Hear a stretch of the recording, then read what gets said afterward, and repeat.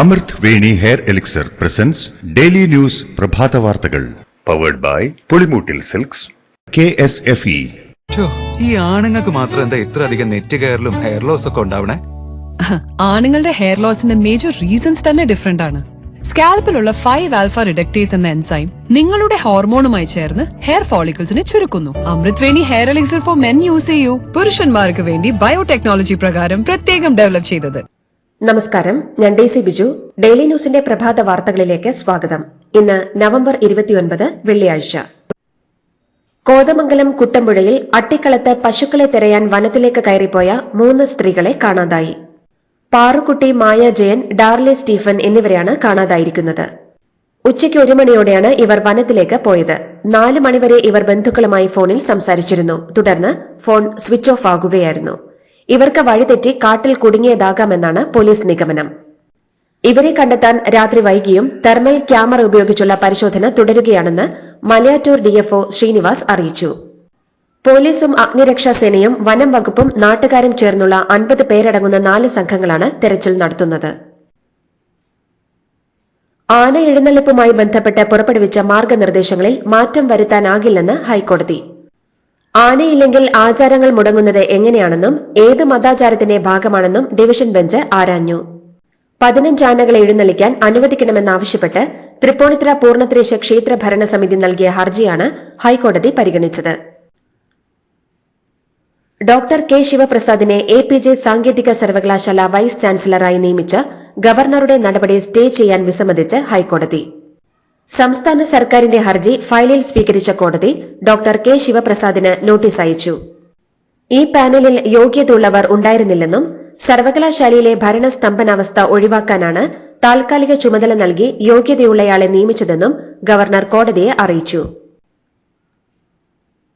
Pamba Nilakkal service നടത്തുന്ന low floor bus കത്തിയ സംഭവത്തിൽ 4 ജീവനക്കാർക്കെതിരെ നടപടിയെടുത്തതായി KSRTC ഹൈക്കോടതിയെ അറിയിച്ചു. ഇലക്ട്രിക്കൽ വിഭാഗത്തിലെ 2 ജീവനക്കാരെ സസ്പെൻഡ് ചെയ്തെന്നും സൂപ്പർവൈസർ, ഡിപ്പോ എഞ്ചിനീയർ എന്നിവർക്കെതിരെ വകുപ്പ് തല അച്ചടക്ക നടപടികൾ സ്വീകരിച്ചെന്നുമാണ് സത്യവാങ്മൂലത്തിൽ ഉള്ളത്. വിഴിഞ്ഞം തുറമുഖത്തിന്റെ 2ാം ഘട്ട വികസന പ്രവർത്തനങ്ങൾക്കായി സംസ്ഥാന സർക്കാർ അദാനി ഗ്രൂപ്പുമായി കരാറിൽ ഒപ്പിട്ടു.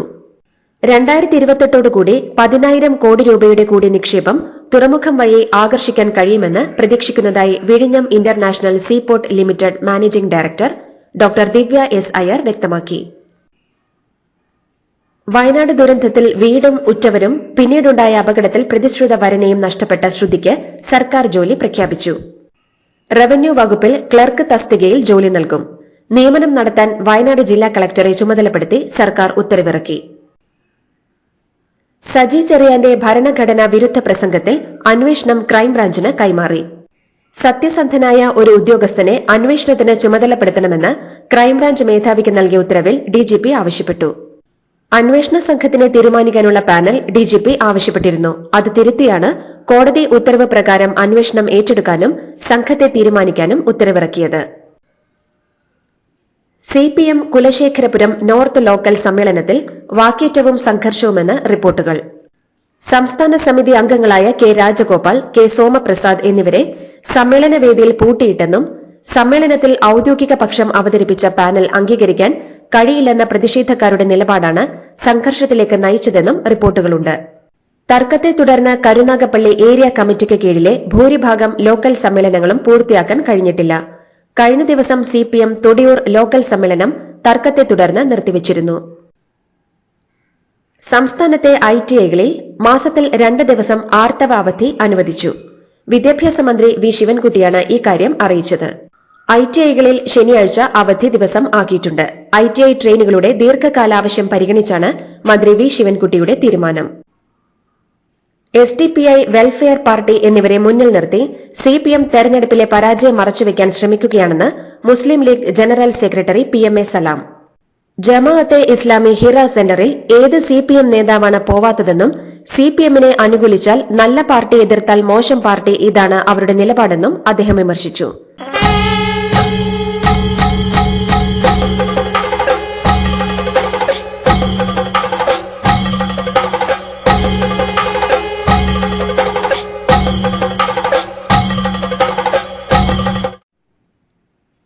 വാഹനാപകടത്തിൽ മരിച്ച പ്രശസ്ത സംഗീതജ്ഞൻ ബാലഭാസ്കറിന്റെ ഡ്രൈവർ അർജുൻ പെരിന്തൽമണ്ണ സ്വർണ്ണ കവർച്ച കേസിൽ അറസ്റ്റിലായി.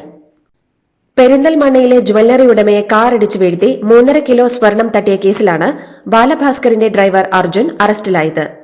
പ്രതികൾ കവർച്ച ചെയ്ത സ്വർണത്തിൽ 2.2 കിലോ സ്വർണവും സ്വർണം വിറ്റുകിട്ടിയ പണവും പോലീസ് കണ്ടെടുത്തു.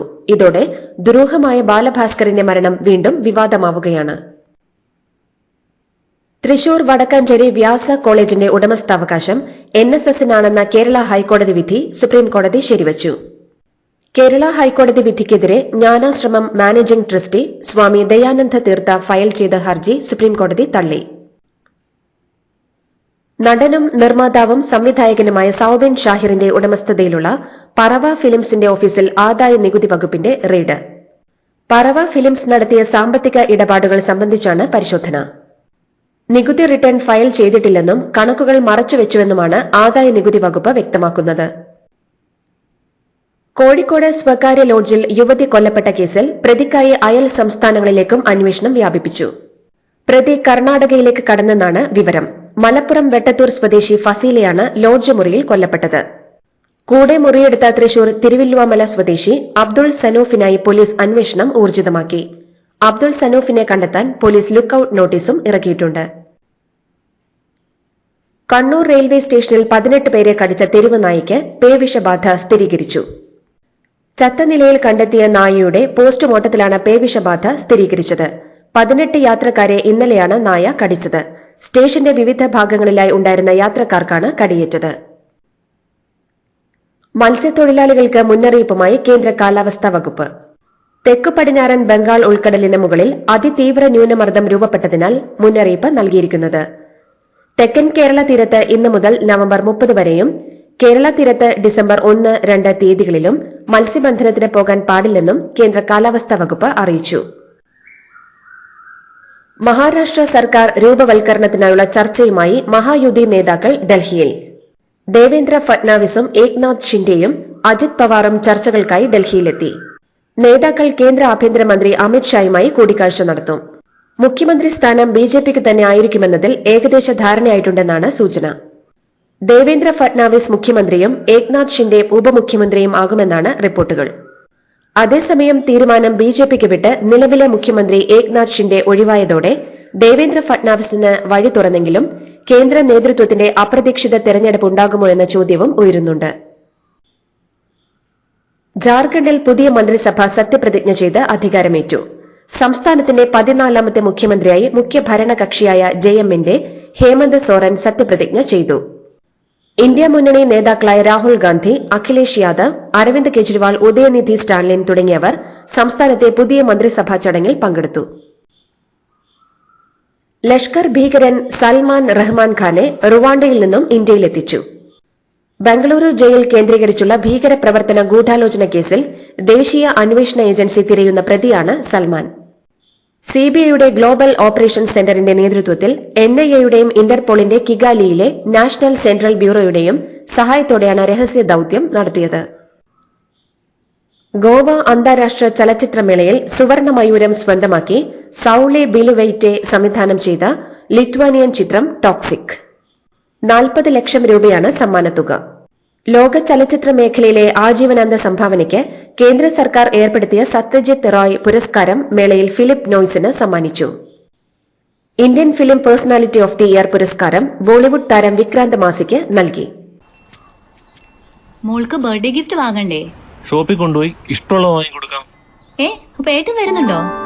ഗിഫ്റ്റ് കാർഡ് വരും. അതെ, ഓരോ ചിട്ടിയിലും ഒരാൾക്ക് 5000 രൂപയുടെ ഗിഫ്റ്റ് കാർഡ് സമ്മാനം. മെഗാ സമ്മാനമാണെങ്കിലോ പുതുപുത്തൻ ബെൻസ് കാർ. 2ാം സമ്മാനം ഇന്നോവ ക്രിസ്റ്റ, അതും 17 ഇത്തവണ സമ്മാനങ്ങളുടെ നക്ഷത്ര തിളക്കവുമായി KSFE ഗാലക്സി ചിട്ടികൾ. ഡൽഹിയിൽ വായു മലിനീകരണ നിയന്ത്രണത്തിനായി ഗ്രേഡഡ് റെസ്പോൺസ് ആക്ഷൻ പ്ലാൻ 4 അനുസരിച്ചുള്ള നടപടികൾ ഡിസംബർ 2 വരെ തുടരാൻ നിർദ്ദേശിച്ച് സുപ്രീംകോടതി. സ്കൂളുകളെയും കോളേജുകളെയും ഈ നടപടിയിൽ നിന്നും ഒഴിവാക്കിയിട്ടുണ്ട്. തിങ്കളാഴ്ച ചേരുന്ന commission for air quality management യോഗത്തിൽ GRAP 3ലേക്കോ 2ലേക്കോ ചുരുക്കിക്കൊണ്ടുവരുന്നതിൽ തീരുമാനമെടുക്കുമെന്നും സുപ്രീംകോടതി വ്യക്തമാക്കി. ബംഗ്ലാദേശിലെ ഇടക്കാല സർക്കാർ അറസ്റ്റ് ചെയ്ത ആത്മീയ നേതാവ് ചിന്മയ് കൃഷ്ണദാസിനെ ഉടൻ വിട്ടയക്കണമെന്ന് മുൻ ബംഗ്ലാദേശ് പ്രസിഡന്റും അവാമി ലീഗ് നേതാവുമായ ഷെയ്ഖ് ഹസീന. അറസ്റ്റ് അനീതിയാണെന്നും രാജ്യത്തെ എല്ലാ ജനങ്ങൾക്കും മതസ്വാതന്ത്ര്യവും ജീവനും സ്വത്തിനും സുരക്ഷയും ഉറപ്പുവരുത്താൻ സർക്കാരിന് ബാധ്യതയുണ്ടെന്നും എന്നാൽ യൂനൂസ് സർക്കാർ എല്ലാ മേഖലയിലും പരാജയമാണെന്നും ഷെയ്ഖ് ഹസീന വാർത്താക്കുറിപ്പിൽ പറഞ്ഞു. മഹാരാഷ്ട്രയിൽ മഹാവികാസ് അഘാഡിയുടെ ദയനീയ തോൽവിക്ക് കാരണം കോൺഗ്രസിന്റെ മനോഭാവമാണെന്ന വിമർശനവുമായി ഉദ്ധവ് താക്കറെ ശിവസേന നേതാവ് അംബാദാസ് ദാൻവെ. കോൺഗ്രസിന്റെ അമിത ആത്മവിശ്വാസവും സീറ്റ് വിഭജനത്തിലെ മനോഭാവവുമാണ് മുന്നണി കനത്ത പരാജയം നേരിടാൻ കാരണമെന്ന് നിയമനിർമ്മാണ കൌൺസിൽ പ്രതിപക്ഷ നേതാവ് അംബാദാസ് ദാൻവെ പറഞ്ഞു. സഖ്യം ഉദ്ധവിനെ മുഖ്യമന്ത്രി സ്ഥാനാർത്ഥിയായി ഉയർത്തിക്കാണിക്കേണ്ടിയിരുന്നെന്നും അദ്ദേഹം ആവശ്യപ്പെട്ടു. അത്യാധുനിക പ്രതിരോധ സാങ്കേതികവിദ്യ വികസിപ്പിച്ച് ഇന്ത്യൻ ഗവേഷകർ. യുദ്ധവിമാനങ്ങളെയും ടാങ്കുകളെയും ശത്രുവിന്റെ റഡാർ കണ്ണുകളിൽ പെടാതെ മറയ്ക്കുന്ന മെറ്റാ മെറ്റീരിയൽ സർഫസ് ക്ലോക്കിംഗ് സിസ്റ്റമാണ് ഇന്ത്യൻ ഗവേഷകർ വികസിപ്പിച്ചത്. കാൺപൂർ IITയാണ് പ്രതിരോധ മേഖലയിൽ ഇന്ത്യയ്ക്ക് മുതൽക്കൂട്ടാകുന്ന സാങ്കേതികവിദ്യ വികസിപ്പിച്ചത്. ഇന്ത്യൻ നാവികസേനയ്ക്ക് പുതിയ കരുത്തായി മാറിയ ആണവ അന്തർവാഹിനി INS അരിഖാദിൽ നിന്ന് ആദ്യ ദീർഘദൂര ബാലിസ്റ്റിക് മിസൈൽ വിജയകരമായി പ്രതീക്ഷിച്ച് നാവികസേന. 3500 കിലോമീറ്റർ റേഞ്ചിലുള്ള K4 ബാലിസ്റ്റിക് മിസൈലാണ് ബേ ഓഫ് ബംഗാളിൽ വെച്ച് പരീക്ഷിച്ചത്. തന്റെ സർക്കാരിന്റെ കാലത്ത് അദാനി ഗ്രൂപ്പ് ആന്ധ്രാപ്രദേശിലെ സർക്കാർ ജീവനക്കാർക്ക് കോടികൾ കൈക്കൂലി നൽകിയെന്ന ആരോപണത്തിൽ പ്രതികരിച്ച് മുൻ മുഖ്യമന്ത്രി YS ജഗൻമോഹൻ റെഡ്ഡി. സൌരോർജ്ജ ഇടപാടിന്റെ ഭാഗമായി അദാനി ഗ്രൂപ്പ് കൈക്കൂലി നൽകിയെന്ന ആരോപണം തള്ളിയ ജഗൻ കരാർ 2 സർക്കാർ ഏജൻസികൾ തമ്മിലായിരുന്നെന്നും പറഞ്ഞു. സംസ്ഥാന സർക്കാർ കരാറിൽ ഏർപ്പെട്ടത് സോളാർ എനർജി കോർപ്പറേഷൻ ഓഫ് ഇന്ത്യയുമായിട്ടാണെന്നും അദ്ദേഹം വാർത്താസമ്മേളനത്തിൽ വ്യക്തമാക്കി. മണിപ്പൂരിൽ സായുധ സേനയ്ക്കുള്ള പ്രത്യേക അധികാര നിയമമായ അഫ്സ്പ പിൻവലിക്കണമെന്നും ജിരിബാമിൽ 3 സ്ത്രീകളെയും കുട്ടികളെയും കൊലപ്പെടുത്തിയവരെ കണ്ടെത്തണമെന്നും ആവശ്യപ്പെട്ട് ഇംഫാൽ ഈസ്റ്റ് ജില്ലയിൽ ആയിരങ്ങൾ റാലി നടത്തി. മെയ്തേ വിഭാഗത്തിലെ സ്ത്രീകളുടെ സംഘടനയായ മെയ്ര പേയ്ബിസും പ്രാദേശിക ക്ലബ്ബുകളും ചേർന്നാണ് റാലി നടത്തിയത്. കുട്ടികൾക്കും കൌമാരക്കാർക്കും സമൂഹ മാധ്യമങ്ങൾ ഉപയോഗിക്കുന്നതിന് വിലക്കുമായി ഓസ്ട്രേലിയ. 16 വയസ്സിന് താഴെയുള്ളവർക്ക് സമൂഹ മാധ്യമങ്ങളിൽ അക്കൌണ്ട് എടുക്കുന്നതിന് രാജ്യത്ത് നിരോധനം ഏർപ്പെടുത്തി. കുട്ടികൾക്ക് അക്കൌണ്ട് എടുക്കാൻ പറ്റാത്ത തരത്തിൽ സമൂഹ മാധ്യമങ്ങൾ മാറ്റം കൊണ്ടുവരണമെന്നാണ് നിർദ്ദേശം. ഏറെക്കാലമായി ചർച്ച ചെയ്തിരുന്ന നിയമം ഓസ്ട്രേലിയൻ പാർലമെന്റിന്റെ ഇരുസഭകളും പാസാക്കി. ഇന്ത്യൻ സൂപ്പർ ലീഗിൽ വീണ്ടും തോറ്റ് കേരള ബ്ലാസ്റ്റേഴ്സ്. FC ഗോവയ്ക്ക് തുടർച്ചയായ 3ാം ജയം. കൊച്ചി ജവഹർലാൽ നെഹ്റു സ്റ്റേഡിയത്തിൽ നടന്ന മത്സരത്തിൽ മറുപടിയില്ലാത്ത ഒരു ഗോളിനാണ് ബ്ലാസ്റ്റേഴ്സിനെ ഗോവ പരാജയപ്പെടുത്തിയത്. അടുത്ത വർഷം നടക്കാനിരിക്കുന്ന ചാമ്പ്യൻസ് ട്രോഫി ടൂർണമെന്റ് പാകിസ്ഥാന് പുറമെ മറ്റൊരു വേദിയിലും നടത്താനുള്ള ഇന്റർനാഷണൽ ക്രിക്കറ്റ് കൌൺസിലിന്റെ നീക്കത്തോട് എതിർപ്പറിയിച്ച് പാകിസ്ഥാൻ. വെള്ളിയാഴ്ച ICCയുടെ നിർണായക യോഗം നടക്കാനിരിക്കെയാണ് പാകിസ്ഥാൻ ക്രിക്കറ്റ് കൺട്രോൾ ബോർഡ് നിലപാട് വ്യക്തമാക്കിയത്. ഉത്തേജക മരുന്ന് പരിശോധനയിൽ പരാജയപ്പെട്ടതിനെ തുടർന്ന് പോളണ്ടിന്റെ വനിതാ ടെന്നീസ് താരവും ലോക 2ാം നമ്പർ താരവുമായ ഇഗ സ്വിയാറ്റെക്കിന് 1 മാസം വിലക്ക്. നിരോധിത മരുന്ന് ഉപയോഗിച്ചതായി പരിശോധനയിൽ കണ്ടെത്തിയതിനെ തുടർന്നാണ് വിലക്ക്. ഉറക്ക സംബന്ധമായ പ്രശ്നങ്ങൾ മാറാൻ ഉപയോഗിച്ച മരുന്നാണ് വിനയായതെന്ന് താരം സമ്മതിച്ചു. ഇതോടുകൂടി ഡെയിലി ന്യൂസിന്റെ ഇന്നത്തെ പ്രഭാത വാർത്തകൾ സമാപിക്കുന്നു. ഡെയിലി ന്യൂസിന് വേണ്ടി വാർത്തകൾ വായിച്ചത് ഡെയ്സി ബിജു. ഡെയിലി ന്യൂസ് ലൈവ്.in വാർത്തകൾ വിരൽ തുമ്പിൽ.